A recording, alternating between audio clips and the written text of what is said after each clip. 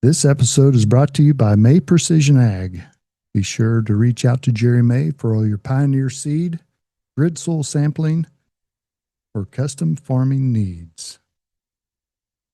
Coach Cantrell's, plural, welcome back to the podcast. Yeah, glad to be here. Thanks for having me. Yep.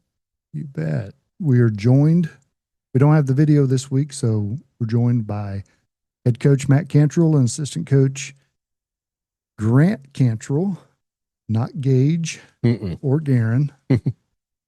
And coming off a big game Friday night, clinched the district title. Yep. Got one more game before the playoffs. Yes. How's the team feeling? Pretty good. I mean, I think we're pretty healthy. Real healthy for this time of year, which is very important. But I think we played a pretty solid game the other night against Pawnee Heights, and we made some mistakes, but there's always room for improvement. But we had a film session today. This is Monday, so we had a film session today and a little light lift, and got the guys refocused for this week. And we have not had a coach's show in a couple weeks, just due to scheduling. But for those that didn't know, you knocked off the number one team in the state a couple weeks ago on the road. Big victory over there. I was trying to think back, how many times has South Barber unseated a number one team in the state? Excluding playoffs. I know we've seen some in the playoffs, but like during the regular season, was that the first time? Might have been. They were number one in some polls, and they were like number three in some polls. So it kind of depends on what you're looking at. But it's been a while. I don't know. Last time we did that we've done it in the playoffs, of course. But yeah, it was a big game, guys. We played good enough to win. Like I told you earlier, I didn't feel like we played our best game. Actually, we didn't play as good for three quarters, but kind of turned the light bulb on and flipped the switch there in the fourth quarter and got it done. Just made a couple more plays than they did. Yep, when they mattered. Yeah. So defense really rose to the occasion in the fourth quarter. You come in that 9 points down? What were we? It was 21-12. Yeah, 21-12, and then we went 13-0 run in the fourth quarter. Guys, kind of, like I said, it almost looked like we flipped the switch and looked up at the scoreboard and said, "Oh, we better get going here. We're going to lose this thing," And it did help. Their running back got hurt and had to leave the game, which was a big key. But that's football, And boys took advantage and got the win. Really took our own sweet time, I guess. I mean, it scored the winning touchdown with 23 seconds left in the game, so I'd rather not do it quite that tight, but made for an exciting game, I guess. It did, and that was a pretty exciting run.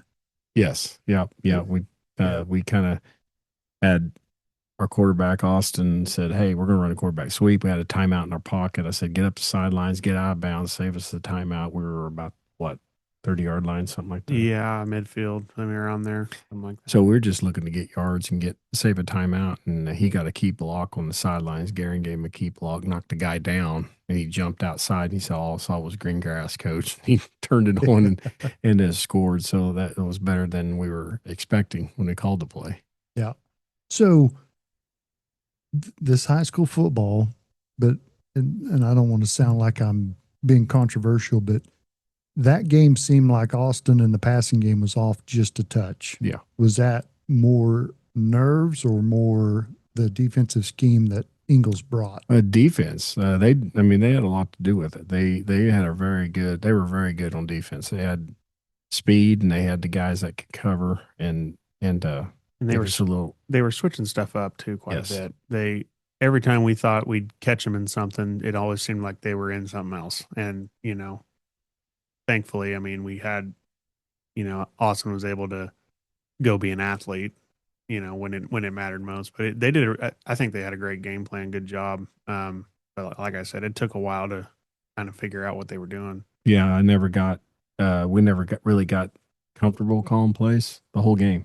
I hate those kind of games. Sometimes you just got to grind it out. And we found a few, like Grant said, we made a few more plays at the end and found a couple more things that worked to get the win.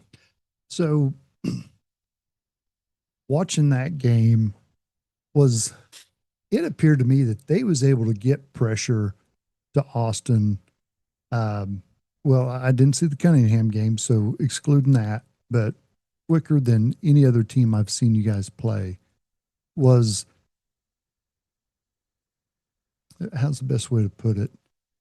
Was that by design that there wasn't like a chip block or anything like that? Because it felt like they had a guy that come free every time. But Yeah. you're dealing with, we've talked before, Austin's a tremendous athlete, Yes. speed, quickness, pretty accurate with his throwing. Was that one of them things you thought he's fine without like a little chip block or anything like that?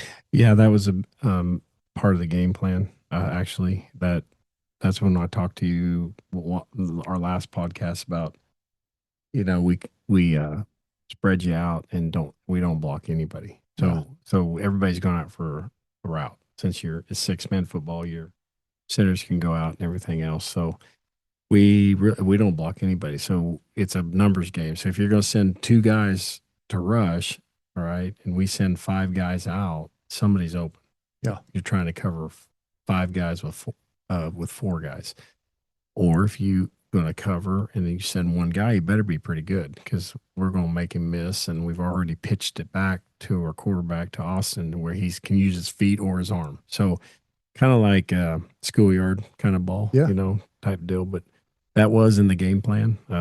We probably, looking back on that, we used it a lot that game, though. I guess I said I probably should have used it a little bit more, but we kind of found it there at the end, and then it also wears the team out. I mean, I think the rusher, you better have 2 or 3 guys that rotate in. As long as we've been doing pretty good. We're in pretty good shape. So Well, I was going to say they looked to be gassed they were. in the fourth quarter. They looked tired. Yeah, that was big in the fourth quarter. I thought sometimes we think we need to condition even more, that we're not where we're supposed to be. But then after I saw that fourth quarter of that game, I said, well, we're in better condition there. So we kind of actually got faster as the fourth quarter when they were getting gas. That was a big part of the fourth quarter too. They got tired. Yeah, started cramping up, and Yeah. key players started to be just a step slower, and that can make all the difference. Yeah, it's almost like, and then when our kids see that, like I talked about switching the switch, it's almost like they smell blood in the water, and we're like, okay, come on, we got these guys. Let's go. Keep it going. Keep the hammer down. Yeah, as we've talked about on some previous shows, the defense I thought was lights out in the fourth quarter. Big stops because you had a turnover on downs with about a minute and a half left in the game, and still was able to stop them to set up that game-winning touchdown. I was really pleased with the boys on that, because we didn't freak out. We had our 3 timeouts left. We stalled out. We're still behind. What was it? 21-19. Yeah, 21-19. Yeah, 21. And I said, hey, it's okay. We got 3 timeouts. Let's lock it down here. We're going to get the ball back. And we let them run 1 play, and then on second down we tried to burn timeout, but they had an injury timeout, which helped us out. The injury timeout took precedence over. So we had 2 timeouts left then. Yeah. That's what. Yeah, 2 timeouts. Yeah. And then that took precedence over my timeout, so I got to keep that in our pocket, and then we burned it on third down. But every time we just stuffed and we got the ball back, so that the kids realized the situation and did a good job. Yeah. Big win. And as we talked leading up to that game, they had a little incentive to play a little hard, because last year they were highly ranked and come here and a beatdown was delivered. Yeah. And I think they had that probably as a little incentive to try a little harder. They look good, but I watched that game.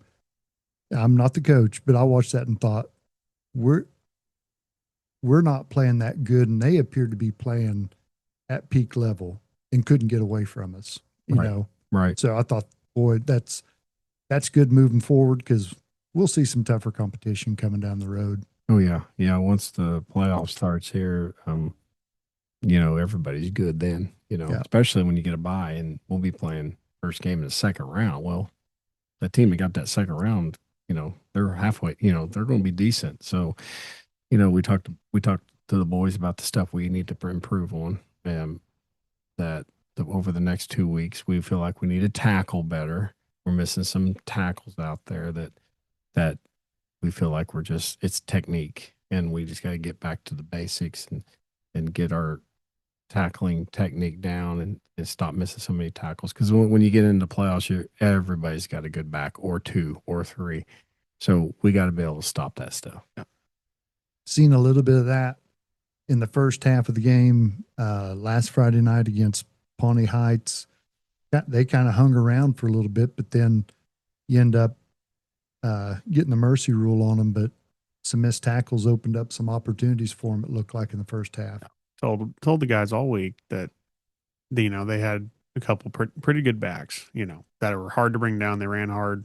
Now one of them, I don't know if he had a nagging injury, number one, but number 8, he was starting the position we thought he was going to start. And sure enough, first couple drives, couple series for them, he's running hard. He's running over guys. We have guys trying to ankle bite him. And I said, guys, it's not going to work. I told you. And then finally, I think we kind of got the message and started to be more physical that way and kind of try to wear him down a little bit. I felt that we did wear him down because they were running him like every down, and we were hitting him, and we got to close there in the second quarter, and he was kind of hurting after that. Like Grant said, number 1 was our other back, and I don't know, he didn't even start both sides of the ball, so I don't know what was going on. He played, but he didn't start. I don't know if it was a nagging injury or it don't look something. like it. I don't know. He didn't run like he did on film. So I think that was a big key that we just kept at it, kept hitting him, and pretty soon he didn't want any more. So that's what you got to do to those good backs, though. Yeah. So talking from a statistics standpoint, that game was pretty impressive Friday night. Yeah. Want to share a little bit about that? Yeah, we well, first of all, the offense had 518 520s around there. Yeah. 18 total yards. So, and that we 45 them in the third quarter, at the end of the third quarter. So basically 3 quarters. That's pretty dang good. And we threw for 308 yards, and we rushed the ball for 218. So pretty balanced there. So I was really pleased with and it still wasn't perfect, but I was pretty pleased with the offense. We kind of did what we wanted to do. Defensively was even better, even though we had a little trouble there in the first couple of drives, tackling and gave up a little something. We still held them to 133 total yards, and we turned them over 3 times. So anytime you can do something like that, it's a good thing. So I was telling you earlier, I was in Missouri on some other stuff, but we pulled the game up on the live stream on YouTube, and there's a handful of us watching it. Those guys had never seen 6-man football, didn't know what to think of it. But I was trying to think if it was that last touchdown or not. But there was one of them that Steele and Guerin almost ran into each other in the end zone, and Guerin caught it. And I told him, I said, well, I don't know what, number 10's route was, but I said, number 15, I'm pretty sure is just told, go find open grass somewhere. That they were both probably just trying to find space and dang near hit each other. Well, we ran that wrong too, believe it or not, because they did almost hit each other. Yeah. I don't know who ran it wrong, but we just ended up in the same area. We just talked about this right before we come down here in the film session. I said, guys, you got to run this way, and that way we don't have 2 people right beside each other. Because I think it ended up working out. I think Steele thought he was going to catch it, and Guerin just cut right in front of him and caught it. Stole one from him. Stole the touchdown. But they were both open. So as we kind of mentioned earlier, that locked up the district title. Yes. And got a game this week, big long road trip out to Rolla. And let's just call spade a spade. This is a team that you're playing that has struggled all year. As much as we as much as we beat up on Moscow beat up on Rolla equally. And so looking at that, how do you keep the boys up because this is going to be about a 3-hour trip, and then you're going to play a team that may not give you much of an effort or a contest looking at it, just on paper, I mean, or were they 1-5 or something like that? Yeah. 1-4. Well, we kind of approach it like we did Chitopa game. It's a business trip. Okay. So we're going out for long ways. We kind of know, what should happen or, so we have to be kind of just business-like. This is what it is. Get your job done. Get back in the locker room, shower up, get on the bus, let's go home. And that's kind of the way. And now we've already had one of these. The boys did that over at Chitopa, and I thought they did a real good job. Yeah. But, that was just as far going the opposite other way. side. Yeah. Yeah. And, and scored 70 points before halftime and just took care of their business. So, that's how you approach it. The hard thing is, leading up to this, your week of practice. We got limited film on them. I'm trying to run down some more film. They're not a team that's on huddle, so you have to go other avenues, try to get some. We've got one film. And so, we've just been talking about, working on us. What do we need? What do we need to improve on? Hopefully we can be out there, be efficient, be flying around. We'll try to shorten up practices this week, get our legs under us a little bit because we're getting ready to go. After this week, we're going to have a bye. We won't even play the next week. So, and we should know, but on that bye week though, who we play. We'll know Friday night. Yeah, we'll know Friday night. It'll be either. Go ahead. Well, Grant's got all this figured out. It's too many crosses. And Well, I can't because figure it all we out. meet with District 4 for the, how they end up their seating wise. We match up with them. Of course, Weskin will win that district. Northern Valley looking like they'll probably be 3-2, but the kicker is Shiloh and Golden Plains are both 2-2, and they play this week. So no, sorry, I said that wrong. Didn't I say that wrong? I don't know. Well, there's a scenario which they all end up. There's a scenario where they all end up 3-2, right? I think, and so then obviously it goes head to head, but then it goes to points, and then I think it goes to a coin flip or something like that. But that's a fourth tiebreaker. I've got my opinions on who I think will play, but I'm not gonna make any assumptions yet. Right. But it'll whoever we play, and then that's just like last year. As far as overall record goes, it's not something to pay attention to in the playoffs because we played Northern Valley first round last year, and they were 3-5, I think was their record, and they were a pretty good team. Yeah, and we were able to get away from them, but they were still a pretty good team because they had a lot of quality competition, and so it'll be the same kind of deal. That first round, we'll play a pretty good team. So, Was that the one that we had to postpone till Saturday? Yeah, one day because the rain. The storms. Yeah. We probably could have played. It was one of those deals that we were looking at the timing of the storm, and we're like, okay, they're coming clear from where's that at? Almena. Anybody knows where that's at? That's pretty dang close to Nebraska up there. Yeah, it's a left turn from nowhere. Yeah, and they were like, well, come down here. I don't know. We could be 3-hour delay or something like that. So we knew it was going to clear out. We'd be able to play Saturday. So that kind of was made that day, that decision. And we ended up playing on Saturday, and it was on a dry field too. So that helped us a little bit. Afternoon game too. We don't do those anymore. Those are always fun after Saturday afternoon games. Those are fun. They don't do them anymore. Seems like, I was going to say, it used to be, wasn't it? You played early in the week and then you play again like on a Saturday. Yeah, and they do we just go every week now, which is actually good because better. when back in the day we used to play a Thursday night game to end the season, then you played first playoff game Tuesday, and then you played Saturday. Yeah.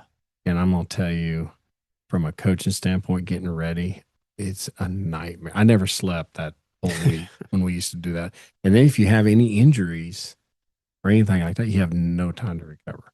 Yeah. And I don't think any 8-man coaches like that. And finally they extended the season a week. So, it's after Thanksgiving now. You're playing with on the state Thanksgiving champion. weekend. Yeah, Thanksgiving weekend is a state championship game. So, um, they used to push the 8-man to get done, and then all the 11-man, the bigger schools, they'd be what they are now. Well, now they've evened that up. Everybody plays on that same championship day. So it's Friday. So in that respect, it was good. So, but kind of missed those Saturday afternoon Those are fun games. games. So, wrapping up the regular season this weekend, I know you had some meetings last week Mhm. looking at next year, not trying to jump ahead or Right. we'll have coaches shows before the playoffs. Yeah. But I know one of the things we've talked about was the unknown of what next season looks like Mhm. as far as opponents and stuff. And you've got some of that figured out now. And I don't know, is this now as good a time as any to kind of talk about what we may be seeing week one? Yeah. Oh, wow. Yeah. We when we go up to this meeting, it's redistricting, and then it's kind of crazy. The way they do that is you go into this room with all the coaches, and you kind of want to. The coaches always spend about 2 weeks trying to figure out what's the case you're going to do, where the district's going to be. Well, actually, we had figured it out. The coaches had figured it out. I mean, they had it pretty much pinpointed. Who was going to be in our district. We actually went to the southwest corner in with Ashland, Buckland, Ingalls, Deerfield, Satanta, and Moscow. So, so it's a 7-team district. So 6-year games already taken care of. So you got to figure out week one, and then whatever week you fall into bye week. Well, the easy way to do that is go to the other district on that bye week and just there's a game right there. Well, we had a little trouble finding week one. I didn't know if people didn't want to play, or I didn't know what was going on. Nobody wanted to play us or whatever. But so then there's another team that had trouble doing that too, and it is Tescott. And Tescott is another ranked team from this year, which is they're not losing anything. They got a lot. I think they have one senior. They're losing very little. Yeah, so so we ended up looking at each other going, what do you want to play? You want to hook up week one? So they're coming down here week one next year, and it should be 2 highly ranked teams that just start off the season with a bang. So that'll be fun. Yeah. Which is nothing new. No, we've done it the last 2 years. Last couple of years. Hopefully we can do a little bit better than we did the last 2 years. But yeah, that's I was not kind of trying to get away from that a little bit, but it ended up, that's how it ended up. It's better than an open date, Exactly. Then talk about navigating through what will be the other game outside your district, because we might get a little flash blast from the past. Yeah. Yeah, it was kind of interesting. We were sitting there and we were about ready to leave. We could not find a week 2. We matched up with another team and way out west, and the team that struggled, and a 6-man, and they didn't really want to play. And some of the other coaches said, Coach, you'd probably be better off, And I was like, well, I don't want an open day. I don't like it. I don't want, we only got 8 guaranteed 9 games anyways, So I was like, so we were sitting there, and they have a board up there at this meeting that if you have an open date, whether you're 6A clear down to 6-man, you go up there and you type it in. So we were up there, and then I'm standing around, and some of the coaches from Western Kansas are looking up there, and they go, Coach, Stockton's up there. They're 8-man. Said, go play him 8-man. I go, well, we could, we're going to have close to, I hope we have a few more than 11 next year, or 12 with Isaac being hurt this year. But I think we're going to be around the same number, maybe a couple more. So I said, well, all right. So we went over there and talked to their AD, and their coach came over there, and so we are going on week 2. We're going to Stockton, Kansas to play, and we're going to try, unless we have injuries and stuff, we're going to try to play them 8-man on their field. They're an 8-man program. And so that'll be interesting. And then probably the next year they come down here, they'll probably play a 6-man. Have to dust off the 8-man stuff. Yeah. So that's going to be interesting and fun, I think. So it's a long ways away.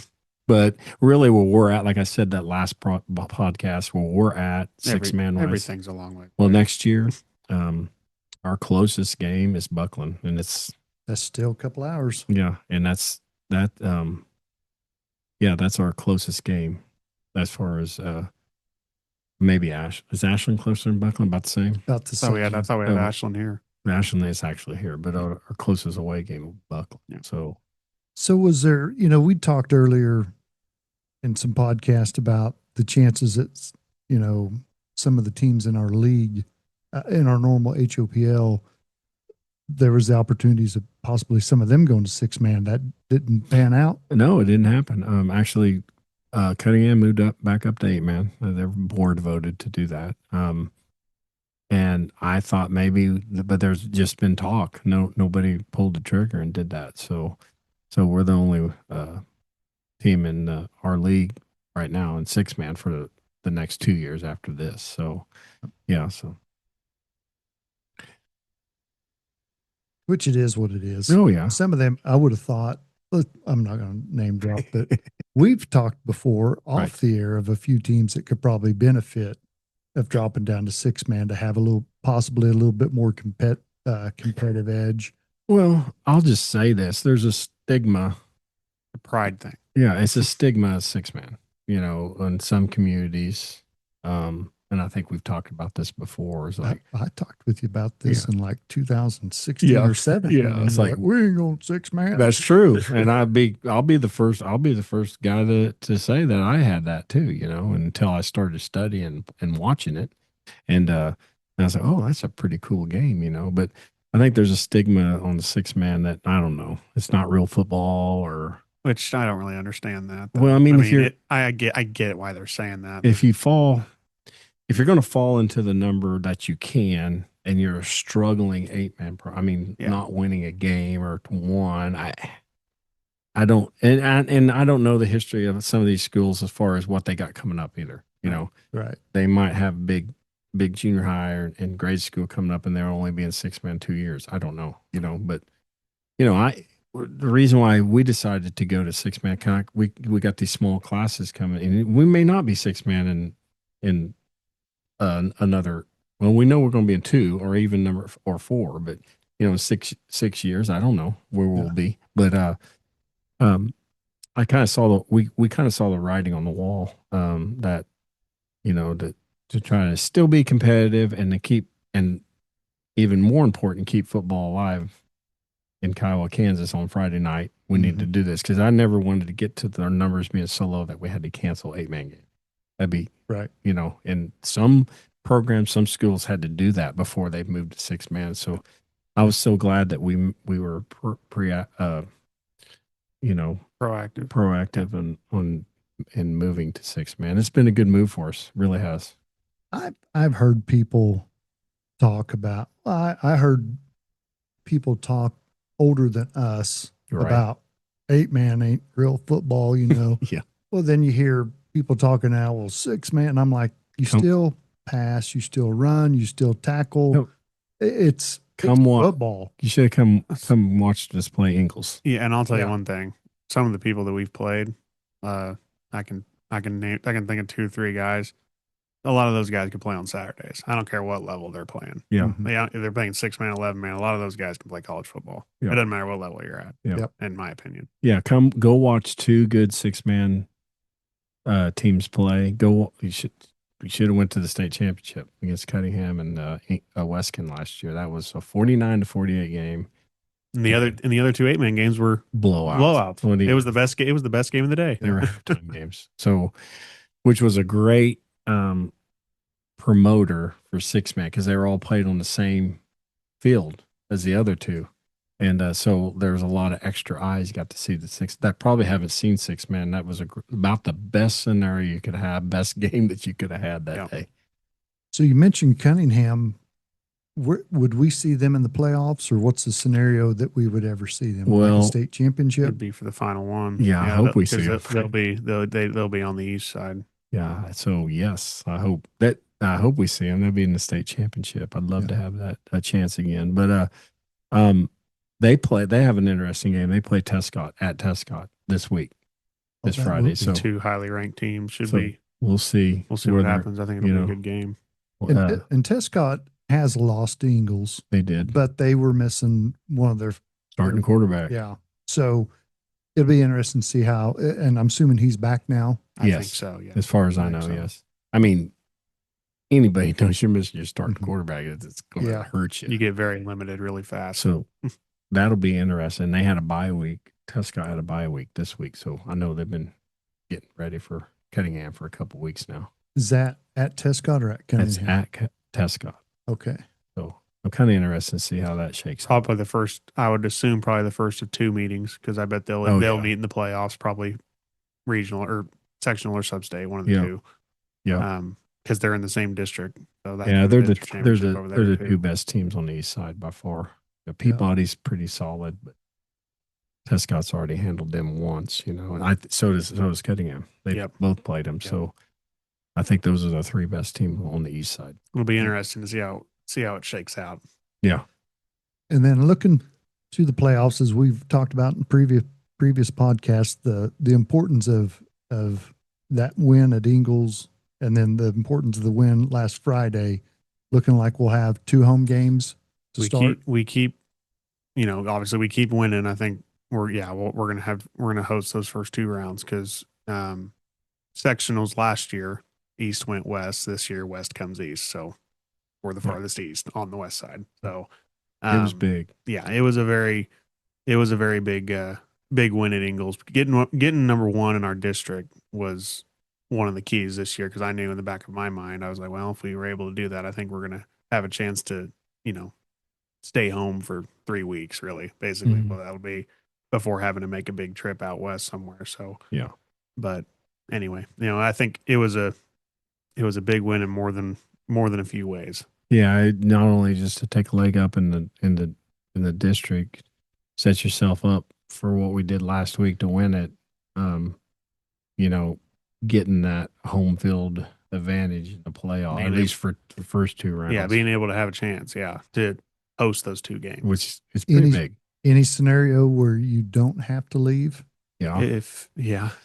If Ingalls goes through and beats Weskin in the second round, Or if anybody and we be- if have a anybody chance, beats and we're Weskin. fortunate enough to win our first two, or anybody, but Ingalls would come here, Nice. and that would be pretty epic. But we'll see. That would be there's a chance if you take care of your business, you could have 3 home games all the way to the state championship. That would be really cool. But who knows?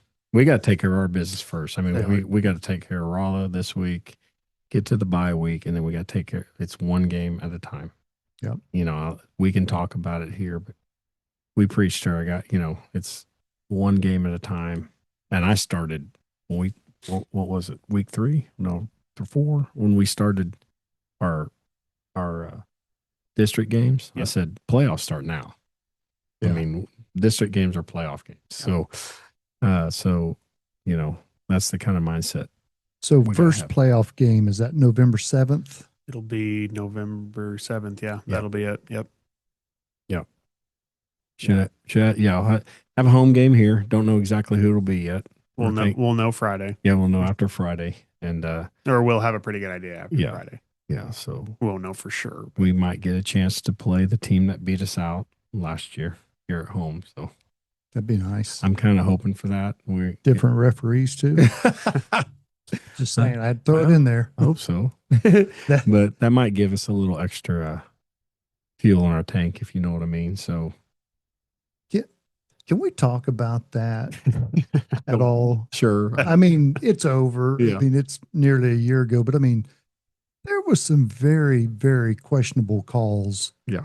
And situations in that game. And something like that. Do they do evaluations on high school officials? You can send it in, Yeah. but That's a slippery slope as far as sending it in because,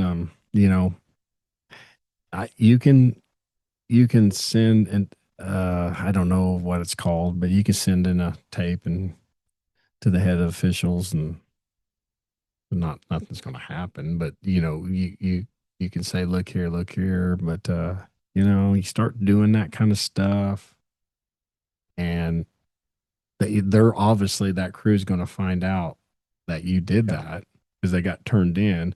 What happens If you if get you them see again. them the next year somewhere? So it's Yeah. a slippery slope there. You're trying not to make a bunch of enemies out there in the referee world. That's not a good thing to have. Exactly. One thing I'll say about that game, though, there was some Oh, yeah. questionable calls. I mean, but we also turned the ball over 5 times. So I thought it was 7. or 6 actually. I think is what it is. 6. In between. We turned the ball over 6 times. Oh. And in my opinion, you do that. Yeah. You not saying you don't deserve to win, but it's pretty dang hard to win no matter what happens. Yeah, we You do didn't help that. ourselves at all. Right. But there was, I don't want to be Debbie Downer, but I mean, I'm thinking back, didn't they wind the clock like after a timeout would Yeah. cost us a possible score because we're down there fixing to score, and then we convert on a third down on a drive that we had to, only to have them throw a flag for like an illegal procedure, which I thought was a dead ball foul, not something that comes up after Right. you've converted a first down. Yeah. And I remember thinking back on, I won't say it's this thing's rigged, but there's some bad calls in this. It was an interesting crew. That they didn't show up till 10 minutes before the game, and very unprofessional, Yeah. and I was just like, I should have saw the warning flags right then. I don't know what I could have done about it, but it was like, okay, we're way out here in boondock land. This is going to get interesting. But yeah, I hope, I just don't want to see that much again. Yeah. We can keep from it. Well, I know that following day we had junior high basketball at Cherokee, and the grandfather to one of your players who might have had a long career in officiating did not look like he'd had very much sleep, and he was still willing to talk about Oh, I bet. the debacle. Oh yeah, it was just one of those nightmare nights, like Grant said, we were turning the ball over, and like I said, we were so young last year that our youth finally showed back up. Yep, We were freaking out a little bit, and that type of thing, and the refereeing was crazy. It was just one of those wild nights, and to set it all up, and then to come back and still only lose by 7. Yeah. So I'm not going to sit here and blame refs because, like Grant said, we didn't help ourselves to win. When you turn the ball over, you cannot go, especially on the road. You cannot. I think I said that last podcast. You cannot turn the ball over like we went to Ingalls. How many turnovers do we have there now? I can't remember. 1? When? Oh, at Ingalls? Yeah. 1. We only had 1 turnover at Ingalls. And they had 1, but And they it had was the one that mattered. And they had a big one at the end. But you, especially on the road against good teams, you cannot turn the ball. You don't. Like I said, I don't want to ever say you don't have a chance to win, but you're limiting your chances right off the Your bat. probability goes way down. Yeah. Well, in that game, you put yourself in a hole, 3 scores down twice? 18 nothing to start out. Yep. And then, I think it got to 30 to something to, Right. I don't remember, but I don't want to play like that again. which it goes back to the youth though. I think, which was good to see at Ingalls. That's one thing. I know we didn't play our best, but we handled the atmosphere well. We handled the adversity well. I think so. A lot better than we did 7 weeks ago. Yeah. At Cunningham. Yeah. Yeah. But that was good to see for the But we playoffs. we can get a lot better at it. Yes. We're still not where I want us to be as far as our in-game, on-field. Football's an emotional game, and it's played with, and it needs to be played with emotion, and it needs to be played with determination, and it needs to be played intensely. You got to be able to control it. If you can't control it, then you're hurting yourselves and you hurt your team. So we're still working on some of those things, controlling when things don't go good. We need to be able to focus in. And I think we're getting better. Like I said a couple of podcasts ago, that I feel like that comes with maturity, and we're still. It comes with 4-quarter games too. Exactly. I mean, when you in the games at halftime, and it doesn't do. I mean, they are what they are, but you got to have those tough battles during the season so you can get ready for playoffs. So You bet. you got to have that adversity to face so you know what to do. Because when you're facing you know it's playoffs. going to come back. Yep. Against some team. Yep. Well, anything else we haven't covered? I don't. I mean, I think we talked about last week or last time. I thought the crowd was really good again. Yes.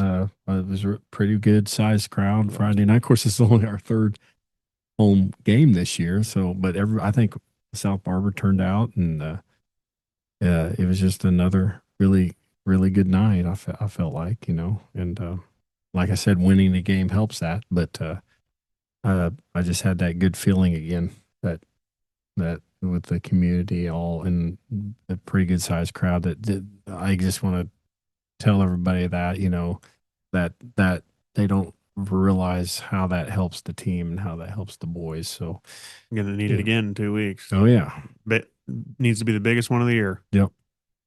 Well, the best part about that is, for me selfishly, is I've had to miss some games because of some scheduling conflicts.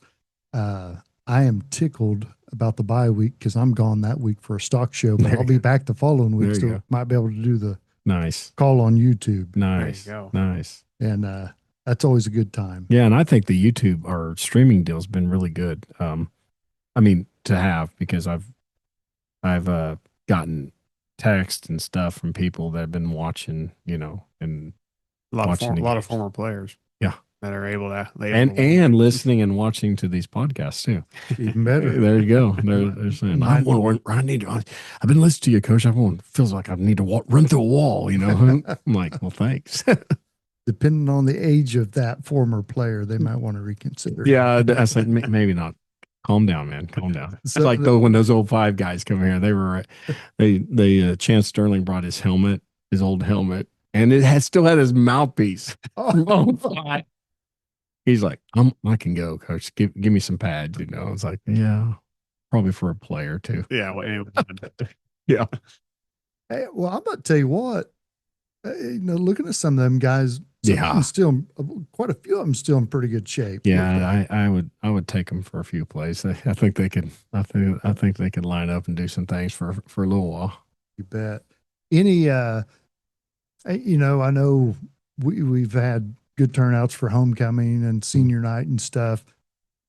Any consideration of any outside stuff for the playoff games that would encourage people to come, other than it's just a playoff game? I don't know. I don't know how much you can do in the playoffs as far as extra. I don't think you're supposed to be doing a lot of extra things for playoff games. Like what? Just like promotions and stuff like that. I don't know. I don't know the rules on that, but like the NBA, don't they do some free T-shirts? Hey, there's a sponsor out there listening. We could probably rig something up. That'd be kind of cool. They used to throw. Do they still little footballs? Do they still throw footballs and T-shirts in the crowd? No, I haven't seen it in a couple of years. We got to. I took out somebody to make them. Took out my wife's grandmother at a playoff game. I think it was in 2000 or 2001. I think it's a game that Willie comes in and leads us down for the touchdown. Yeah. And I went up high, grabbed that T-shirt I think it's a T-shirt as it was flying, narrowly missed it, landed on Grandma Joe. Oh no. It all worked out though. She took it good. Yeah. Wow. Yeah. She was tough. Yeah. But all right, Grant, you got anything we need to visit about? Not that I'm aware of. Like I said, hope the Kiowa community and everybody around brings it in a couple of weeks. November, what did we say, 7th? Yep. November 7th. Yep. Well, I don't know. We don't know who we're going to play yet, but we know it's going to be at home. So doesn't matter. We'll just play whoever. Let's go. That's right. You bet. Love it. Well, I appreciate you working through the technical difficulties. Hopefully, the software gets straightened out between now and the next one. Yep. That's what I've liked is this video option, because we can put it on YouTube. You can also watch it on Spotify on the video. Mm-hmm. If you just want the audio, you just go to Apple. But I like to track the analytics and stuff. And I'll tell you, there's a lot of people watch these Yeah. and they watch them in their entirety because you Yeah. can see That's how long awesome. they're staying and stuff. Great. So I think it's been, I've had a pleasure sitting down and visiting, but in reality, we're just recording now. We've had these conversations for years. Oh yeah. Oh yeah. You know, Yeah. had Yep. one last week and I kept saying, save it for the coaches show, man. Yeah. Yep. Don't say everything right now. Save it Yeah. for the coaches show. Yep. Yep. But well, guys, appreciate you taking time out of your busy schedules, and best of luck on the trip out to Rolla. Yeah. Thank you. And we'll probably try to do another one of these for sure before the playoff, Oh, kind yeah. of see what we got going and go for there. And if you don't have anything to do on Friday night or Saturday, because it's a long trip out to Rolla, Yeah. go out, cheer the Chieftains on. Chances are it won't be too late of a game. No. Is a kickoff 6 or 7? 6 o'clock. 6 o'clock. So yeah, it's pretty good little John out there, but you can see most of Western Kansas. Yeah. Yeah. Yeah. Oh, Pretty much all of it. Getting close to Colorado. yeah.